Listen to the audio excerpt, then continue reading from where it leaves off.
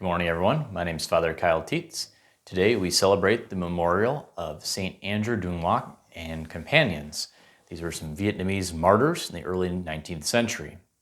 And we actually have some very good readings that line up in celebrating their lives and their witness for us today. In the first reading, we get the writing on the wall, where we get that phrase from, sort of this prophecy, this message that dark times are coming, difficulties, persecutions, the Babylonian Empire getting overthrown. And in the gospel today, we hear Jesus tells us that we will be persecuted for the sake of the gospel, be thrown in prison, possibly even killed, family, friends turning against us because of bearing witness to Christ. So kind of a tough message to receive today. But I think we have a great example of the lives of the martyrs. So St. Andrew and companions lived early 19th century. This was a time of kind of Christianity still making its inroads into Vietnam, but a time of great persecution as well. So St. Andrew and 117 companions were all killed, martyred for their faith. And in the course of Vietnamese history, there's been maybe 100,000, 150,000 men and women who have given their lives in testimony to the Christian faith. So certainly a great witness that we receive, certainly a very terrible thing as well, but also recognizing the power of the gospel, the power of Jesus' word to transform lives and hearts and to bear witness and testimony too. And I think for us, brothers and sisters, sometimes we look at the lives of the martyrs and say, I mean, that's really awesome. That's incredible. I don't know how I could give testimony or witness like that. But I think at the heart of the witness of these martyrs is certainly one thing is the virtue of patience deep within our heart. And St. Augustine reminds us that patience is serenity of heart in the midst of life's circumstances, in the midst of the turmoil of life. So to see, for example, St. Andrew,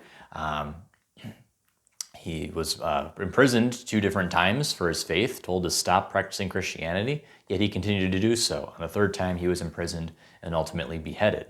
But that patience of heart that had that peace of Christ within him to continue amidst life's difficult challenges too.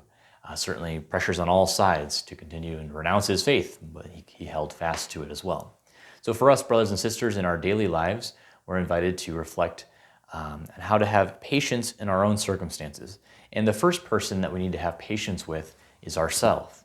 And recognizing that at times we're weak, at times we don't give as good testimony to Christ, or we're not as constant as our prayer as we should, or we're not patient with our family or friends, or with our co-workers. But to recognize that the Lord has patience with us, and so should we, having patience with ourselves, to recognize that, yes, we continue to need to ask God to give us that peace of heart, that serenity of heart, to continue through life's difficulties, to continue testifying to the faith through the trials, persecutions, through the rejection of family and friends. But patience is at the heart of that too. Patience which recognizes the weakness in others, the weakness in ourselves, and to ask God for that peace of heart in the midst of all of that. It's the peace of Christ that sustained the martyrs. It's the peace of Christ that can sustain us in our own lives. So today, brothers and sisters, we have the beautiful witness of the martyrs from Vietnam to give us strength and courage through their intercession and prayer by their holy example of their lives. So we ask the Lord for patience in our own lives, to continue through the persecutions, to give witness and testimony to Christ. And as we hear at the end of the gospel today, that staying faithful to Christ, he promises that no hair on our head will be harmed, and that we will rest eternally with him in the life to come. God bless you. Have a great day.